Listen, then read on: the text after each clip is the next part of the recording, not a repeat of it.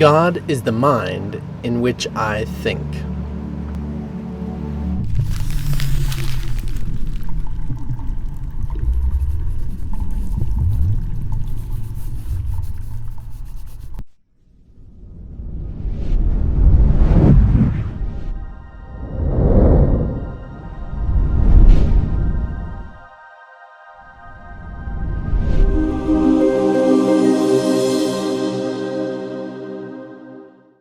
This is such a powerful lesson to really grasp what this is all about. I mean, it definitely sets apart a whole lot of experience. I mean, what in the crap?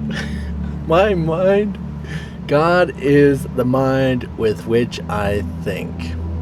It's so crazy how addicted we are to the world and the ideas of the world, and insisting that we have to conform more so to society's perspective.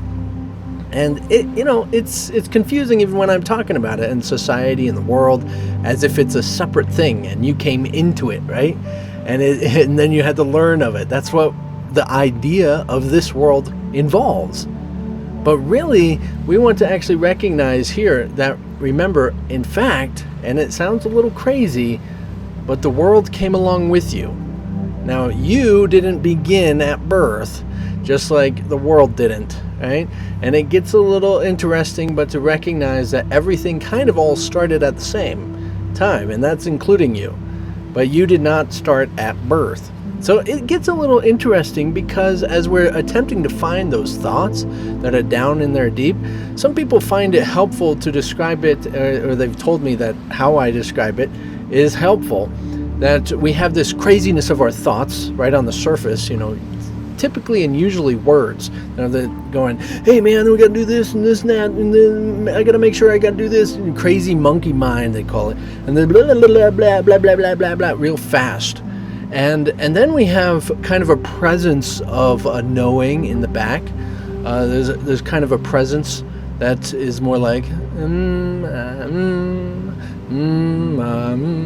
and then there's down deeper is a presence that, in fact, the whole existence of your life is like literally one thought, one presence of the thought, and it's more like.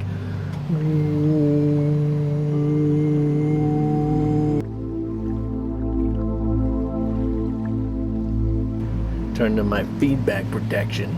So it's just a continuous, it's like a presence of something that doesn't change. Now this of course falls short. Don't take this 100%, but it is helpful in kind of grasping and understanding the presence in which you're going into.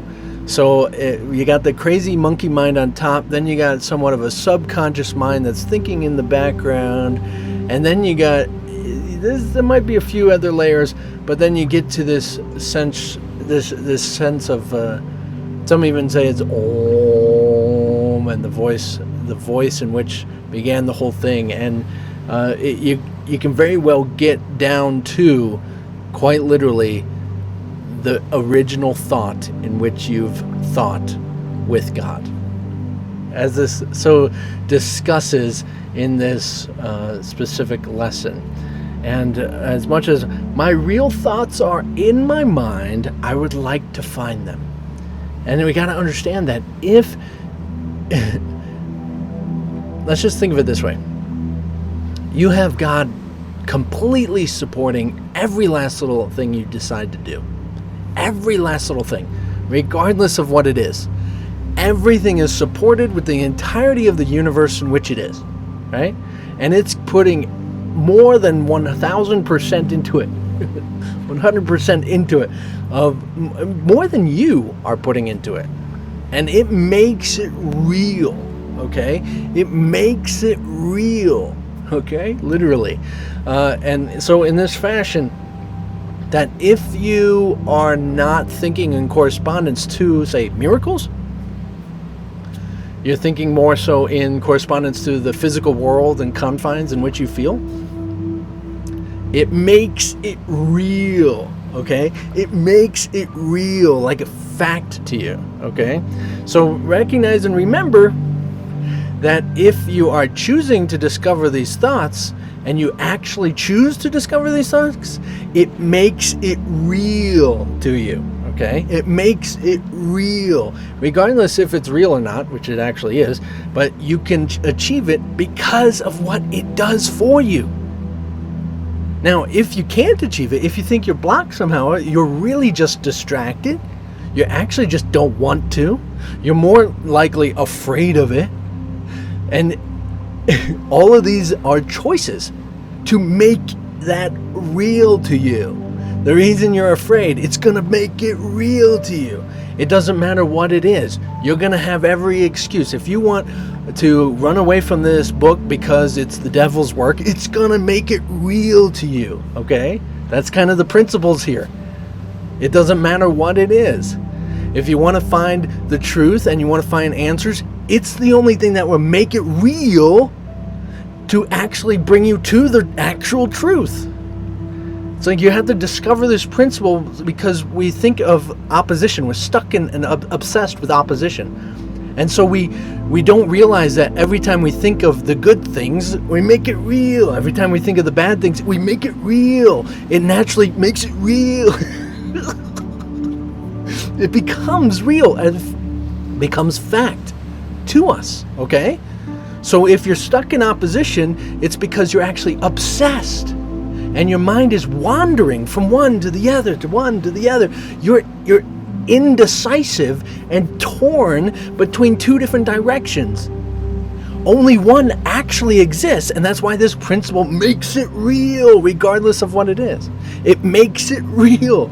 So the truth of it is more so in the basis, as far as in this subject concerning, it's the making it real. It's not about the good being the truth or the bad being the truth. It's the fact that whatever you believe becomes your reality, right? Okay, so if we understand that, and the whole reason that's even possible is because quite literally what we share our mind with. There's that statement at the end, stand aside, however briefly, from all thoughts that are unworthy of him whose host you are. Now, you can believe this or not, because if you don't believe it, he's going to make it real. It's still true. Because you are literally the host, say, in this development of this world, as we are currently in this presence, in this place, whatever it might be, is because you are the host of God. You are literally the host of God, the host of the entirety of the universe, that you have the authority to make anything real. Do you understand? So recognize that through this, say, if you want and you are choosing to actually discover who you are, the truth of who you are, it doesn't matter the thoughts are all made real. The bodies, it's not about the bodies, because all the bodies is made real. It's not about the beliefs, it's not, because those are just made real. You see what I'm saying? It's all seemingly real, but there's still that presence of what is making it real, is the actual real. It is what is actually real, right there. And it's always present. From the beginning of all existence, before the Big Bang was made real. Yes, the Big Bang. Even saying something like that seems contradictory to this creation idea, and yet it's the same thing in which is made real. Just like evolution and dinosaurs, it's all the same thing that's made real because you believe in it. Oh man, I'm getting a headache from this. And that's made real.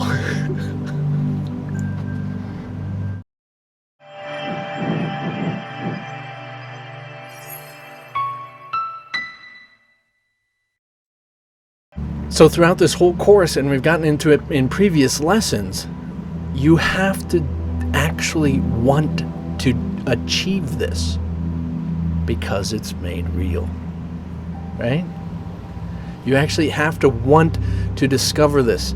You have to get all on board completely make up your mind that you want this to be done. You want to find this truth. Or else it's not going to happen. Because if you don't want to, whatever you do want to do will be made real to distract you.